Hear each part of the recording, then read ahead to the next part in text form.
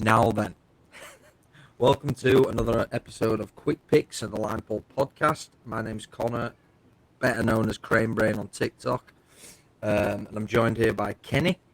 What's going on, everybody, and my cat? What's going on, everybody? How you doing? And we're also joined by Zach. How you doing, Zach? Oh, pretty good. How you doing?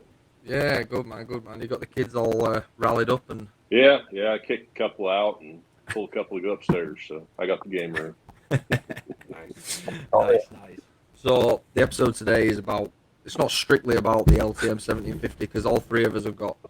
Well, me definitely has got a very good love for the LTM1750 because I do run one, but we're going to talk about it because one of the most interesting things I find between the UK and the USA is how we run these big ATs mobiles, because there is a massive difference talking trucks, how many trucks it takes. So to start off, I'm interested to know, we'll start with you, Kenny, first. Just on a basic rig, like a TY full ballast, how many trucks are you talking to move it? Oh, so we got 18 chunks. That's 9 trucks there. Tray weight with catwalks. Windy house, or the cube. That's 11. Take the Y guy off, 12. Boom out of it, 13. House off of it, 14, plus the carrier. That's basic truck. Oh, and the Connex box with all the support, rigging, extra blocks, mud mats, all that stuff. So Yeah. 15 trucks besides the carrier to move just a basic TY full ballast. See, that to me, absolutely ridiculous. So, I mean, what is it similar for you, Zach? Sort of thing? Or... Yeah, I mean, on all the wind projects we have, we run TY, V2, E, N, and we have 80 foot of lever. And we can get all that, and we have 4 slabs of counterweight. We get all that. Well, there's 13 loads, but that counts the crane and the support crane. So if you knock the support crane out, that's 12 loads. Well, then knock out the crane itself, there's 11. So right, I'll just put this into perspective for like the US audience. So here in England, we did a job 3 months ago or 4 months ago. We was on full ballast, TY V2 EN, and it was 91 meters of luffer. Don't know what that is in feet. Do your own conversion. I have no idea. That's like a lot of feet. 200. It sounds like a little bit. Yeah, almost 300 feet. Yeah, no, 296 feet. I think it is. Could be wrong. But we got all that down in 8 trucks. That's asinine. Wow. 8 trucks. That's 9. That's still 8 trucks out there. So it just shows you that it's a massive difference in like the transportation. Likewise, so good y'all don't care about your roads. No, they just have better built roads. Well, then there's that structure. You know what? It's let me just talk about these roads, because I saw a TikTok actually, and the other day that said that in America they use crushed up tires under their roads. Is this true? I know, I'm not an asphalt guy. Yeah. I know some is asphalt, some is concrete, and they got stone under it that they pat down, but I don't know about. I thought, well, no wonder you can only run it. What is it, 9.8 ton an axle? Is it? No, it's I believe Indiana. Each state differs in their law. Indiana, I believe they just reduced ours down to 11 ton an axle. Right. So and that's 11 U.S. tons, which is going to be less than y'all 11 that's tons. Probably not 9 metric tons. I would have thought, is it? It's 11 tons is 22,000 pounds U.S. If it was to be metric, I believe. Real quick in my head, it's like 27,000 pounds. So, yeah, it would probably be about 9 metric ton in y'all. Yeah. So we run ours at 16.5 ton an axle. We can run on our roads. Wow. So we run, like I've showed pictures to you a lot before. We've run with a boom in, hook block on the front. Literally like a 60 tonner basically. You'd see on the road. Have you guys ever even taken the Y guy off? Yeah, well, there's been a couple of jobs where we've had to take it off, and the back legs. If we have to run like European, France, Germany, that sort of thing, then you normally take the super lift off and the back legs, but you'll leave the front ones on. we try and get it into the yard every now and then to get the back legs off, so they don't seize, because they can be an absolute pain in the ass if they're a nightmare. So it just keeps everything lubricated and not seized. So when you do have to come to it and take them off, that it's not a pain in the So ass. something me and you got to talking about doing that, removing the rear outriggers. Used to it would self-assemble and remove its own with the fifth outrigger, but the outrigger is still there. But you was telling me that they have deprogrammed it from the computer. They don't want you to do that no more. Yeah, absolutely. So I checked in the book, and it's funny how they write it in Libre, because when they do like a change, they'll give you the page that you have to put in your book, and you can look on the computer as well if you've got the memory stick. But it says like there's 3 ways to do it. Obviously, all the ways that you can do is use the fifth jack and take the back legs off. You can actually do it free on wheels as well. Well, you used to be able to. You could do it free on wheels to take the back legs off, and then literally right underneath it, in big bold letters, it says, "Do not do this." But that's a new thing, because the person I was on the person I'm on the crane with, Neil, he used to have the old one with my brother, and they used to take theirs off all the time. I don't know why they've took it out. They must have tipped a couple of over, or. Oh, I'm sure they did, because I believe you're really restricted on your swing radius if you take them off. You can't hardly swing. It's like you've got just enough to get it off and onto a truck. That's it. Yeah. So, and I'm sure there were people that would pick it off and try to swing 90 degrees and put it way out over here.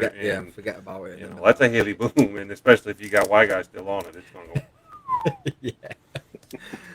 Yeah. It's Yeah, you don't want to be doing that. But I think Libre is starting to do a lot of things where they're taking it away.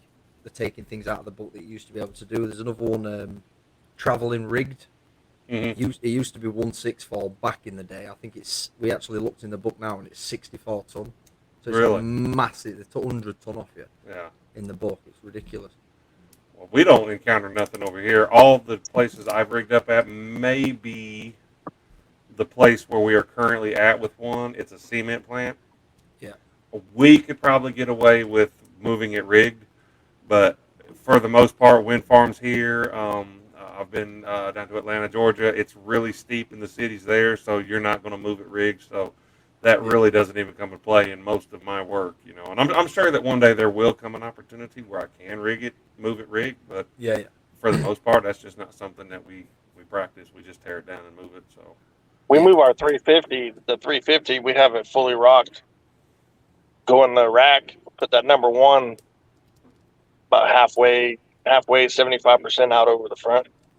We're talking about real cranes here, Dave. He had to go there, did he? He had to go there. No, actually, there was a friend of ours, won't say right now.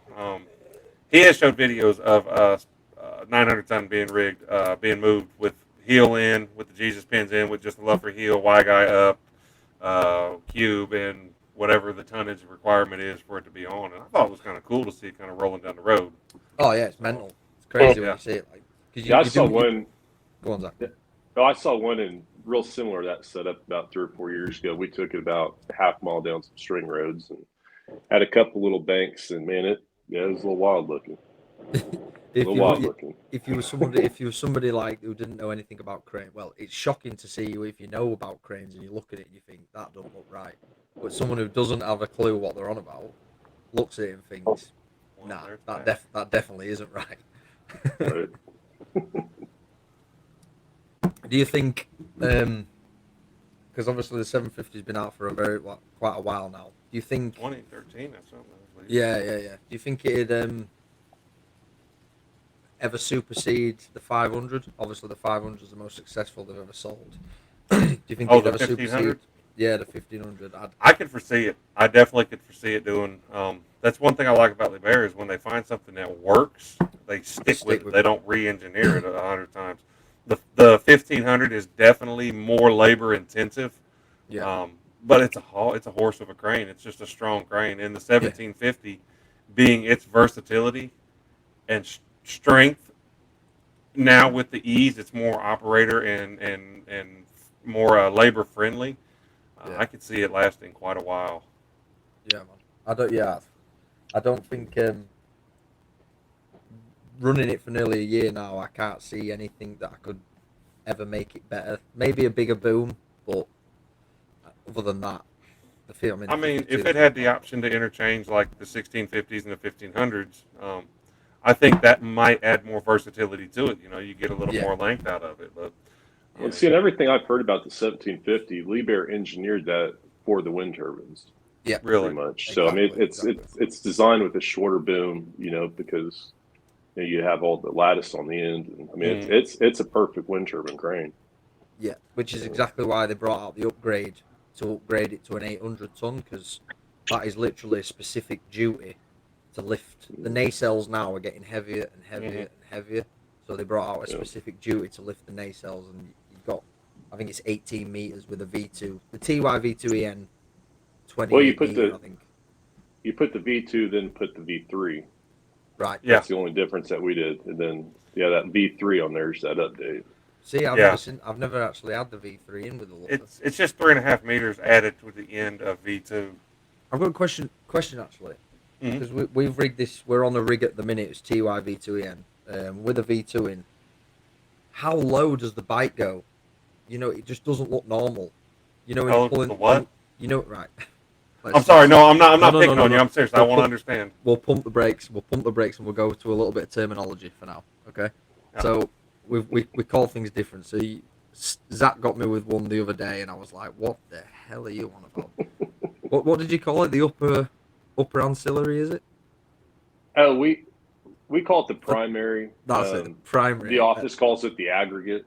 The That's it. primary aggregate is what it's Primary defined aggregate. as in the book, anyway. Is the Yeah, I primary know. aggregate? So Yeah. we call the primary aggregate the Wendy house, which for anyone that doesn't know what either of them are, is basically the superstructure's engine. So you run it off the bottom to rig it, and then when you put the Wendy house primary aggregate on, that then becomes your engine for the hmm superstructure essentially. It's got And your you hoist. It's got all your hydraulics. It's got your hydraulic pump, your def, your diesel, everything. Yeah. and let's talk about the old I I don't know was what you're wondering what you talking. was massaging there. Yeah, oh my yeah. Those, god. those, those. That's the best thing Liebherr ever did was decide to get rid of those things. The Yeah. Yeah. man eater. You got to have a guy underneath of it. He's got to pull it back and push it forward at the same time while pushing up and pulling down at the same time while pulling left and right at the exact same time with another guy that's arguing with you because this coupler is the female coupler. This one's the female coupler, and they're spinning different directions. And then you've got to try to get everybody on the same page. Is you got to leapfrog this one to this one to this one to this one. You can't just run this one up, and then you got to leave them loose so that way you can wiggle them. Oh, yeah, I'll tell you when I first started that's an out hour of rigging. headache. Yeah, you've nailed When I it. first started out rigging, we had the older cranes that had those four hoses. And I used to take a lot of pride. I was like, I got the hoses, man. I'll tell you, my forearms ripped.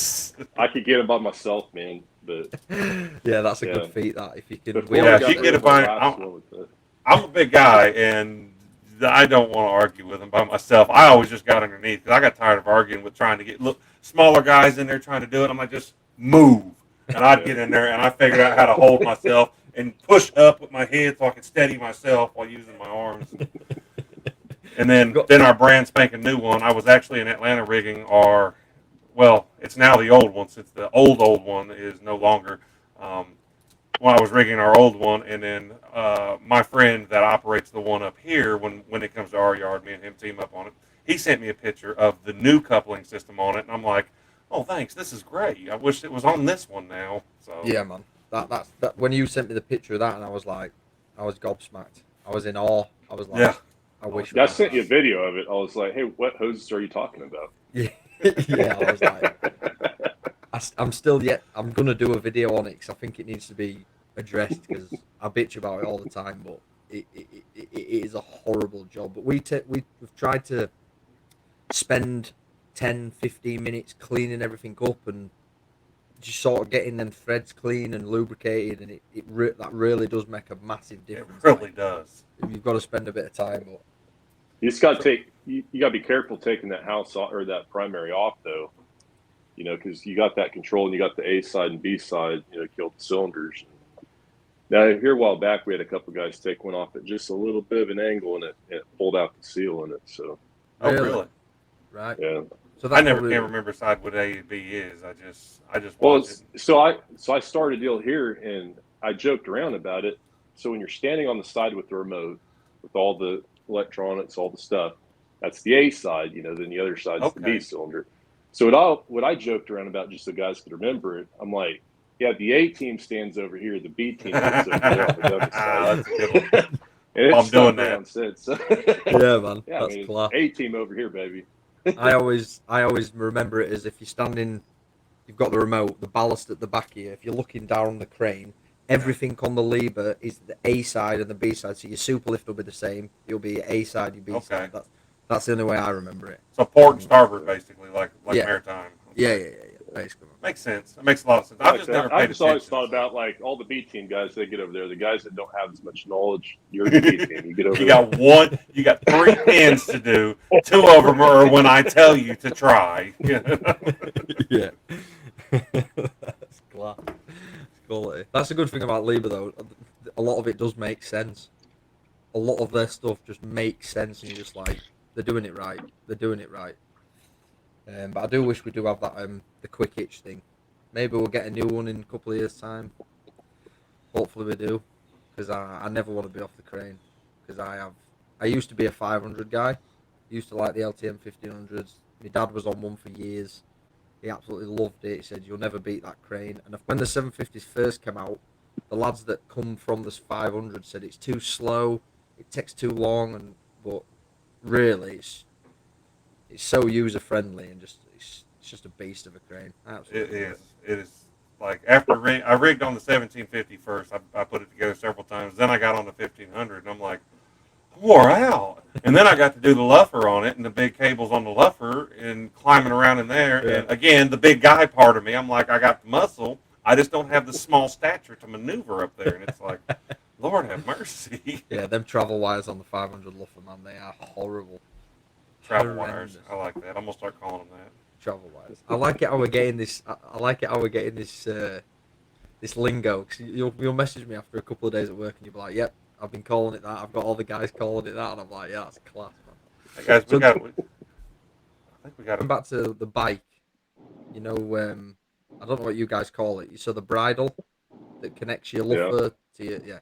So we call it a bike. So when you're on V2, it sits really low because you've got to pull it all the way out to the X center on the tabletop. I just thought every time I've done it and you're in the cab and you're pulling the bike out and you think that don't look right. That it doesn't look right. Like, you're gonna collapse that top A-frame. yeah, yeah.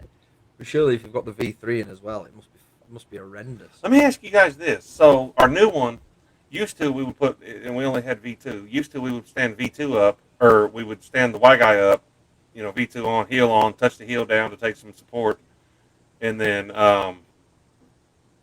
we would string out the Y guy and then take tension on it to support the V2. The new one, we had V2, V3, and the heel jutted straight out. And the Really? tech told us that it can do it, and it does it. And now we've I just moved it twice, once with the V2 in, straight out. Y guy we would stand the Y guy up, lay it out a little bit, and then run our bail out back and forth for our luffer. And then this time around, we let Y guy down. It's much easier to maneuver around on with the Y guy down, but supporting it, cantilevering it out on the V2 like that, like that was. I always thought you were supposed to take tension on it and not have that much weight, but tech said you could. So I think the biggest thing is just so you don't stress the boom cylinder out when you put that V3 on there. You got to have a support crane, then help pick it up. Well, Right. It'll pick up V3 it'll outrun the support crane. I don't know if it's supposed to or not, but it did. Jesus, Yeah. It puts a lot of pressure on it. I know that because when you put the V2, V3, eccentric, luffer, it puts a lot of strain on it, is what I heard. So yeah, on your F1, they came out with the deal to help pick it up with the sport crane on the V3. So I'm interested to know because I think you do the super lift different to us when you're on V2 and that, and you got X center. So do you stand the arms up first with a crane, and then connect the wheels like on the floor? So I've argued with these guys when it's just when it's just the eccentric to the head, I don't stand the wings out. I just pin it off and then use the Y guide.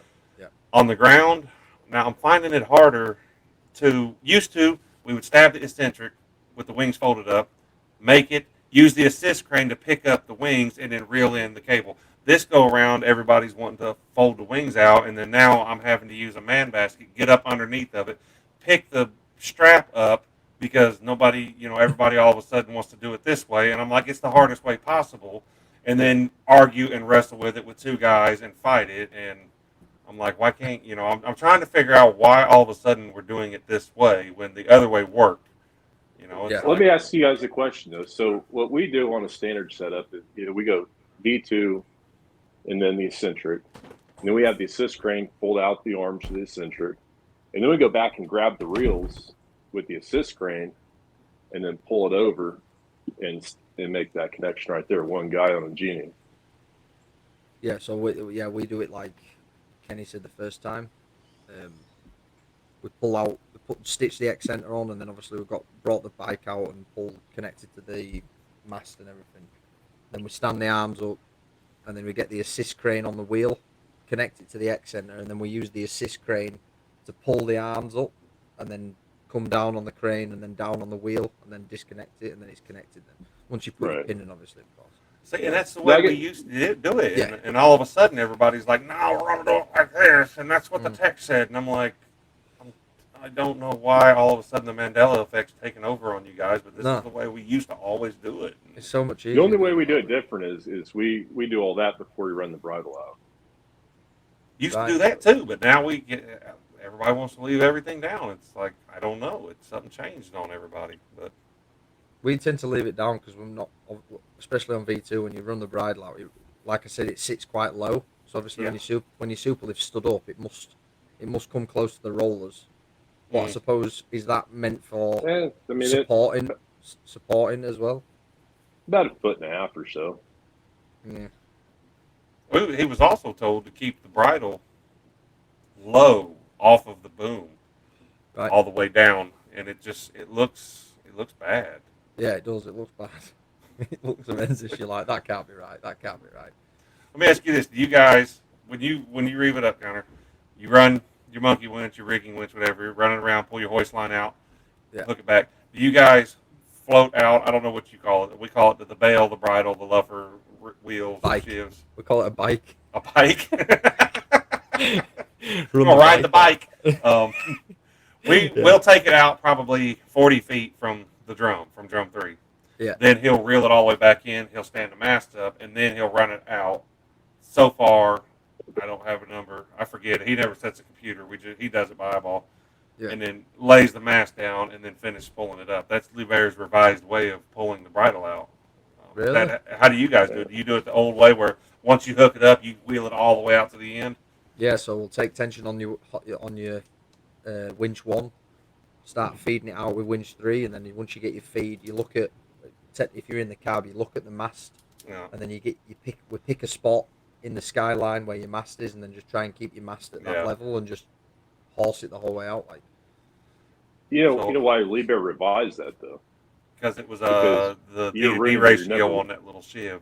Yeah. Well, people are ruining their number 1 line pulling that out because all that pressure on that number 1 line going around that roller. We actually killed 3 different winches doing that. Jesus. And Liebherr actually replaced a couple of them. And no, we were one of the first ones that kept happening to, and then Liebherr kind of looked at it, and I don't know if it was because of us or not, but they made that revision after Liebherr actually paid for a couple of those lines. So right. Yeah. Well, I might try doing it that way then. I'll send you a link. Actually Liebherr put out a YouTube video about it, and it's in meters, so you'll understand it a little better than we did, but. Because you can actually set the drum 3 counter on your computer screen to pay out to X amount, whatever it is, 12 meters or whatever it is, and then pull it back to 0, and then reset your counter and run it out to, 20 meters or whatever. That may be a long number, I don't know. And then you stop there, and then you can let it all out. And it actually gives you a counter in there where they want you to do it all. Yeah. That adds another. That must add another half an hour. I think it's 27 foot at first after you put that leg in there. Then you can run that number one line out with the bridle. Yeah. What's that in 27 meters? foot. What's that in meters? Yeah, I have no idea. Oh, don't. Here we go. Hang on. You started. You know what? Do your own conversion. Oh god. Uh, That's class. oh, what other fun can we have on the 1750 here that we compare? I'm trying to think. It's the Diva crane. No, It is. It's a belter of a crane, man. It's a belter of a crane. I'd like to do you always with the ballast? Do you always a lot of the time single stack? Because we never single stack. We even if we're on 104, we'll always double stack. Always. This time, once we get the lugs rearranged for double stack, we probably will never do it again, just because it can be complicated if you don't know how to look at the lugs to change them. Yeah. But the first, like the pictures of the most recent one, that's brand new. So that's how it came from the port. The lugs were all packaged and shipping, and it was set up for single stack, and we didn't need but what do we have? 104, I think. That's the max you can go on single stack, right? 104 ton. No, I think it's 164. Well, I think it's okay. 164 then is the max. I think off the top of my head. 10. Like I say, I don't single stack. Five up each stack on each side. And then this next time we moved, I needed more counterweight. So during the D-rig, or during the rig up, I went ahead and rearranged everything, stacked it out like that. So that way when it was,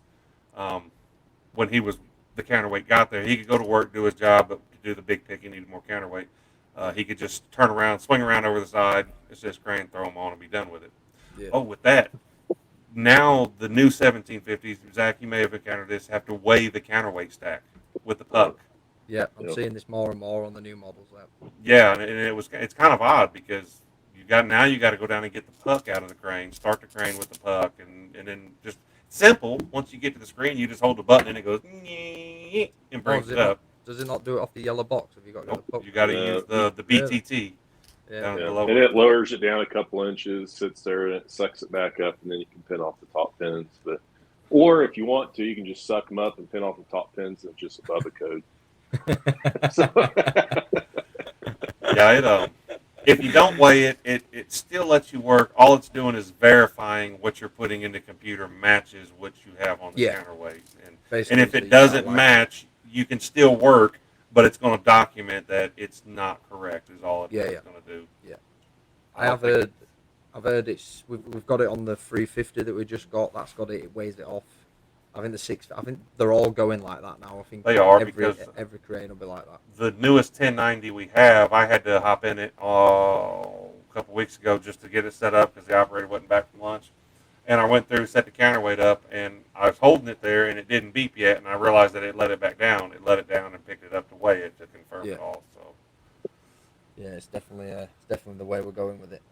It's a safety feature, and obviously, so you can understand why they do it. Well, it puts liability back to the operator because now the operator, you can't lie about anything. Now Liebherr is just one more step to cover their own tail of saying our cranes are designed to confirm that what you put in the computer matches what we have on the back of it. So if it doesn't match, one thing to that, Kenny.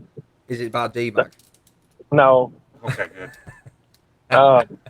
When I ran my Tadano, they had in the counterweight itself, it has a little screw thing you plug in.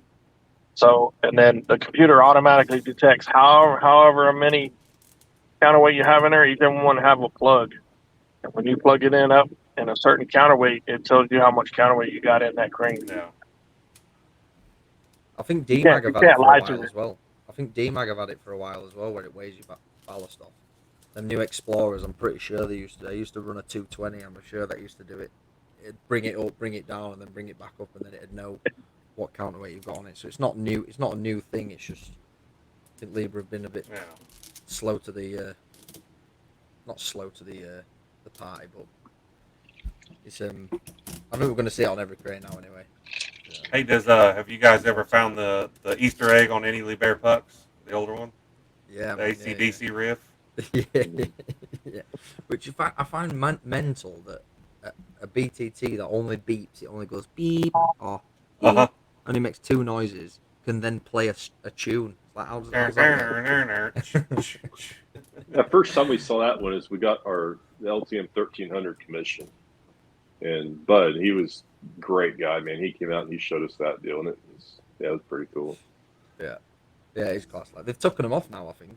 I think the new ones do the it. story I've got That's what I is heard. the guy that used to program the VTTs retired and took it with him. That was kind of his thing, his homage to ACDC or something is how his rumor goes. So, but since he retired, they quit programming them like that. A lot of the older ones that were in stock that he programmed, like our yellow 1750 is a 20, what is this year? Is a 2020 model. Supposedly after 2017 or 18, they don't do it no more, but our 20 does it. Our 2020. Right. The new one doesn't do it. I already tried. That's the first thing I did when I saw it. So it don't do That's it. cool, man. It's cool. Very cool. Are you guys working the weekend? Actually, I am. Yeah, man. But Got actually going to run a Lee Bear. It's one of the RTs, something you guys probably don't see very much of over there. Rough terrain cranes. No, we don't. I've only ever seen probably a handful on big sites, but Yeah, I've never run one. I won't mind having a go in one, but I've never run one like. they're fun. If you're gonna have a go and run it, I need to put you in a Grove 875E. If we're gonna run you any kind of good quality RTs. So I mean, Lee Bear's Lee Bear, but you can't work an RT like you can with Grove. Yeah. Put him in a 9,000. He said RT, not POS. I don't care. Put him in a truck crane. No, the Groves the Grove RTs are they're just solid cranes, especially for setting iron, doing iron work. But I get this is the first time I'll actually operate one, and it's got full jib in it right now, so filling in for a guy. So I can give you a full blown review of the Libear RT because I haven't. Oh, the jibs are amazing to swing in those. You know, I mean, really? because those you suck the ball up into the jib. You know, because the top of the ball, you know, the beck actually sits down inside of it. Mm-hmm. So if you want to put an offset in it, yeah, you take that two block off and suck it right up on into the head. Sounds like fun. I made a TikTok on it, and yeah, there's a couple of guys that are talking some smack on it. So you do it, man. Have you ever had the runner on your 750s? Okay, You what? runner. You're gonna have to. Right. The British dictionary, please. Yeah. What's the runner?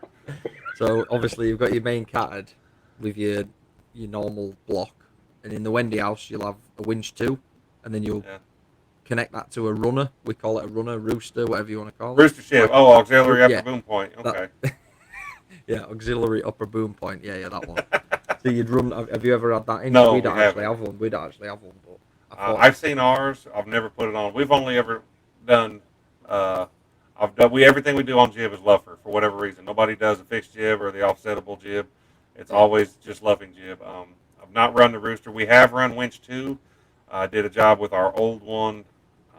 We had to put a cutter head down into a tunnel 200 feet down, and it had more cable than the main winch. So we had to run 10-part line roughly 200 feet in the hole. See, we just have a concrete block in ours. It's not an actual winch. Like Really? Winch 2 is just a concrete block. For the replacement for counterweight, okay. Yeah, it's just like just to make the weight up. It's just a concrete block. Yeah. Well, because I believe even on that original 900 ton, we call it 900 US ton.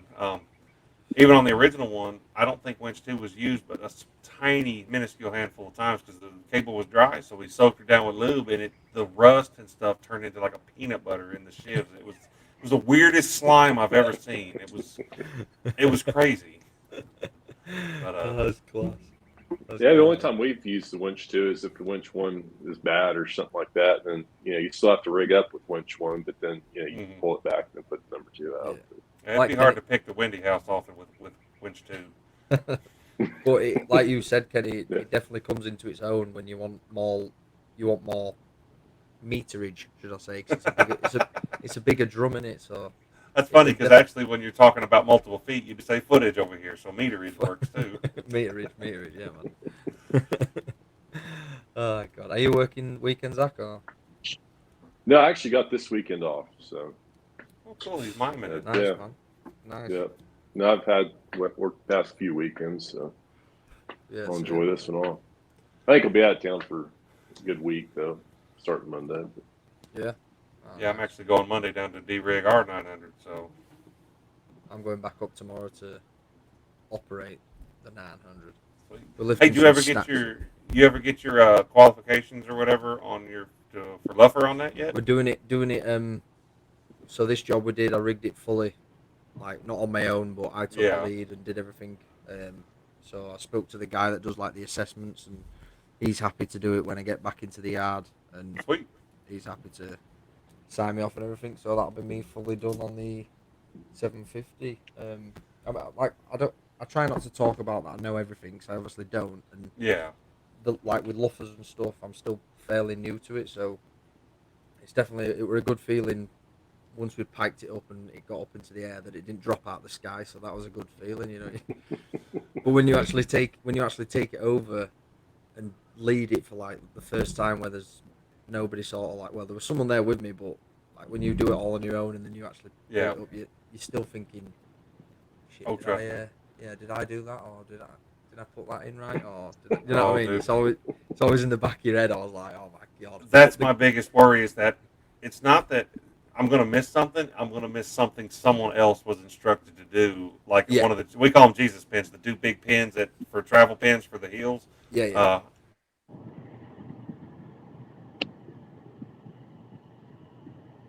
I think they're froze. I think Kenny's froze. Look like Kenny's picking his nose. Kenny froze. No, There we go.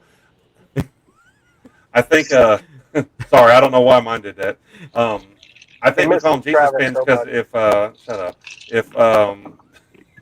If you forget to pull the pins out, it makes a loud bang noise and destroys the stuff, and you just look at it and go, "Oh Jesus!" So we call it the Jesus pins, and everybody's picked up on it. Nobody forgets the Jesus pins, but I think that's one of my biggest fears about leading the rig and de-rig on these cranes. Yeah, man. That or like landing the Y guy, making sure that all the hydraulics and the electronics are out of the way. Yeah. So just simple things like that. So. No, absolutely 100%. And I mean, obviously we work with these machines day in, day out, but at the end of the day, they're killers. They are 100% killers. They will kill you. And They're merciless. It's serious stuff. So doing that, and for the first time having that, well, not the first time, because I've rigged it like main boom and everything on it, you know what I mean? But having that responsibility of like, this is on me, this has got to come up and be all right. But the guy, when we came down, and Neil, who's on the crane with me, he's a very experienced guy, and he's one of the better ones that will show you and tell you and give you all of his knowledge. He said, "Oh, don't worry about it. It'd have fallen out of the sky by now, so you're all right." I was like, "That'll do for me." I got one. How many people does that third mast scare when you're rolling it back and it slides out in its track and goes bang? How many people come out of their skin when that's happening? Because that's my favorite part. When I have to pull the third mast out, I love looking around and I'm like, I know right when it's gonna hit, and I just start scanning the horizon, like who's gonna come out of their skin. Yeah, you stand up there and you're watching, and then you think, any minute now, she's coming, and it just gets over the vertical, and it just goes bang, and it doesn't ease out of it. It's like wham. Yeah. I watched the Libertech lose his skin over it. We was doing the in service in the yard, and he wanted to do the folded under and the third mast just to kind of do the most complicated way. And he's talking and talking, and I'm watching. We have already done it, and I'm watching, and I'm looking at it, and I'm watching around, and it goes wham, and the Libertech came out of his skin. He goes, "Gets me every time." To be fair, it actually got me the first time we did it, and I spoke to Neil. He's like, "Yeah, you pull it out, because you pull the first pin when the mast's down, and then obviously when you're standing it up." So I'm like, "Yeah, keep luffing back. So it's coming up, and I'm like looking at him in the cab, like, is it gonna go? Is it? And he's like, it's coming. And then like it was like the moment when I'd least expected it. He just went bang, and I was like, whoa. I guess we do it a different way though. We pull the Jesus pin and transport lock all at the same time. So yeah, we do too. When after you right before. well, I guess I'm not following what you guys are talking about then. No, the third mast in the third mast. Have you ever had it out? What is it? It's 70. Oh no, I know 70, what you're talking about now. Yeah, for rolling it up or hiking it up. Yeah, the 70. I think it's 77. 60. What is there? 68 meter. It's either high 60s, low 70 meters where you have to do it's called folded under. You roll it Oh up, yes, yes. and then you have to telescope Yeah, out with it on the ground because the Yeah. the pressures in the telecylinder won't push out that much. yeah. It's No, too I'm heavy. following you out. Yeah, we've only Yeah. done that twice, maybe Yeah. 3 times. Yeah, So scary, yeah. bro. Scary. Scary. It does. It's something to see the wheels on the dolly like 10 foot off of the bumper. It's a little further. It's probably like 40 feet or I don't know what is that, like 98 meters or something. I don't know. Yeah. But it's like it's a lot closer than it probably should be. Yeah. Um, It looks crazy. It's good though. It's a good bit of kit to be fair. It's because obviously if you've got that in, you can literally just luff that like you can luff that straight down to the floor. So if you're coming into, if you have to like high winds or anything, and you need to get the luffer down quickly, you can just bop it. yeah, down you can like get it so. down and work Yeah, with no. getting a tellied in and rolled out if you need to. Yeah. So. No, it's good. It's good. Right. I think we'll wrap it up. And that's been the quick. I picks got on, I got a little one here for y'all to discuss. Go on then, Dave. Is that Orion crane by Lieber by the What? third party block? Right. Oh, the one that parted on the ship container or the massive ship crane is like what, a 5,000 ton capacity 5,000 crane. ton. Yeah. It was, yeah. Yeah. He was pulling a load test and the block parted at 3,000 ton or something like that.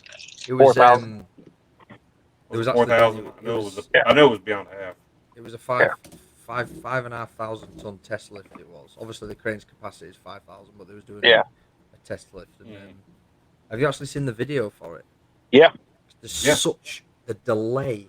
The delay on it is absolutely insane. When the hook goes, and then it's like 3 seconds before anything happens, and it just goes. Yeah. And you're like, it's mental. Yeah. I actually posted a video on my TikTok about it. Tell you what, that's an Yeah, expensive. that was crazy to see. That's an expensive test. Put it that. Gee. Right. Yeah. Yeah, It'd be interesting. It'd be the interesting. third to know party why. blocks, It's just what I'm about to say then, Dave. It's interesting to know why they'd go with a whole Lieber crane and then get a third party block. Yeah. I'd be interested to know the reasoning behind that. That is crazy because Liebherr engineers everything for themselves. I mean, their greases, their oils, their cable, their engines, everything is Liebherr. I mean, it's. Yeah. He's gone again. Mm-hmm. So I guess over there in the Wi-Fi? UK, I guess Travis? over in the UK, all your lube and all that, it has to be petroleum free. Yeah. Yeah, I just learned that one here last week. So Most of the stuff we use lithium EP2 mainly. Yeah. But not on the boom grease. No, I don't think. Well, the boom grease is it? We've still got a tub of Lieber boom grease to be fair. We're trying to keep hold of it because that is the bomb. That stuff. Yeah. It's costly, but it's definitely the best grease to use on your boom, like 100%. Yeah, you gotta keep off the clothes though. I let the uniform company clean it for me. So Easiest. It doesn't come off. I can't. If you let me know what takes it off, because I can't get it off anything.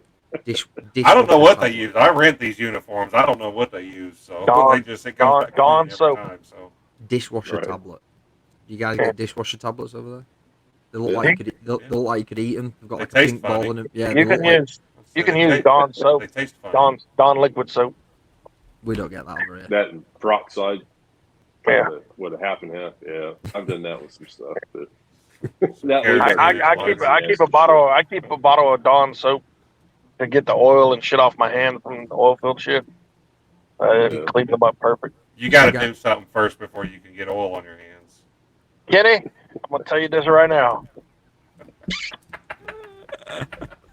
Dude, Travis was saying that this morning. I about fell out of the truck laughing so hard. He's like, "What's everybody doing today?" I missed a lot of conversation this morning. Dave's probably sitting in the pickup, and dude, I about fell out of the semi. Yeah, I sent him a video with the number one up. So while I'm sitting in the crane working. Oh, he was actually doing that one day. Robbie was going. He's actually doing a bit. Well, he gets do a in the little crane bit to every take fucking videos day. to send to us. What'd you do? Tell the crane out? No. I'm doing cool. No, he did a rollover with the night. I took it from this well and put it on that well. That's a good 14-hour day right there. Yeah, it's hard making easy stuff hard. I know. So. Climbing up and down that greasy bastard. That's the hardest part about my day. Oh, man. That's class. Don't be jealous. Don't be jealous. Nah, I'm not jealous, man. I'd sooner be hiking bikes and pendant bars around and stuff than sitting in your truck all day. Put it that way. I walk back and forth. To be fair though, who is the bigger fool really, me or him? I walk back and forth. I'd get my Well, steps in. actually, today I drove my truck over there because I had to fill up the crane. I had to fill up the crane with diesel, and then I drove it back. He puts just enough fuel in it to get through the day so that every day he has to drive to the crane to fuel it up. He's making It's his daily exercise. Job- Yeah, exactly. job creation. Oh. Class. Hey, you gonna try my sweet tea or not? Yes, I told you. Don't ask me to try it. By God, we had You'll this spill issue it everywhere. yesterday. You'll I spill told it you. everywhere. We don't get the Lipton's tea, so what tea bags can I use? I told you can use Tetley. I will never put Tetley in my mouth as long as I live. You know that. I don't know what else. There's what is it? Lausanne. There's Louisiana sweet tea, Louisiana tea bags. Yeah. I don't get them over here. I'll have to buy some and ship them over. Well, yeah, I'll Amazon you some over. How's that? Yeah. You So I can keep hearing get you're coming to Lipton. the States, Connor. Are you coming to You the can States? get Lipton on Amazon. Next year, I think. Next year. Yeah. Yeah, man. 2 weeks, I think. I'm going to do a 2-week vacation or holiday, we call it, not vacation. Why am I talking like you? 2-week vacation, man. 2 That's what it is. Because we just put the wind. Oh, we put a wedding house on today. We're like Bottle of water. transitioning. We're trading places. You can't say your R's when you're talking British, Kenny. You gotta omit the I R's. can't hardly say my R's when I'm talking English. So. Bottle of water. Bottle of water. Water. Uh-oh. Water. Water. Bottle of water. Bottle of water. That's a water. No, I will. I'll try and get some. If Kenny sends us some over, I'll pay for how much it costs Kenny, and I'll get it Now, made. I gotta see I'll what- have a try. How hard it would be to ship international like that. Because I know sometimes they get funky on sending food. Tea. Well, it's edible, biodegradable. Yeah. There might be bugs in it or something. I don't know.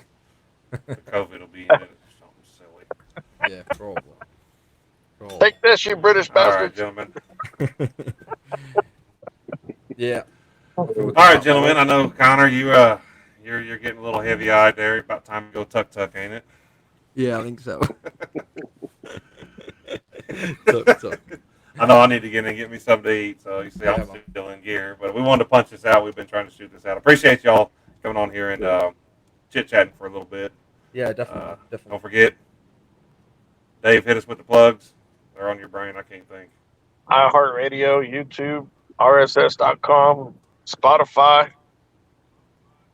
Big one's YouTube and Spotify, Apple Podcast. So go to YouTube, subscribe, share, like. That way you get notified every time. We also have a website that we launched. It's website. Yep. Check out linepolepodcast.com. Zach, The He's gone again. He froze again. I heard my name. linepoolpodcast.com. TheLinePoolPodcast.com. Yeah, man. And And then I got everybody's face except for that one. there we go. Okay. Did you answer my question, Zach, or did it freeze? You froze. I heard my name. Okay. Zach, I was going to say, what time do we drop episodes? At noon, Central time Central. on Thursday. Thursdays. 6 p.m. Yeah. 6 p.m. English time. Oh, 6 p.m. yeah, UK okay. time. That's what I was going to say. What's the metric equivalent, Connor? 6 p.m. 6 p.m. 6 p.m. on Thursday. Well, this is a quick pick, so it'll be released Monday. Yeah, man. Monday at noon. So Monday at 6 Listen to that. p.m. Listen to that guy. Yeah. I'd just like to say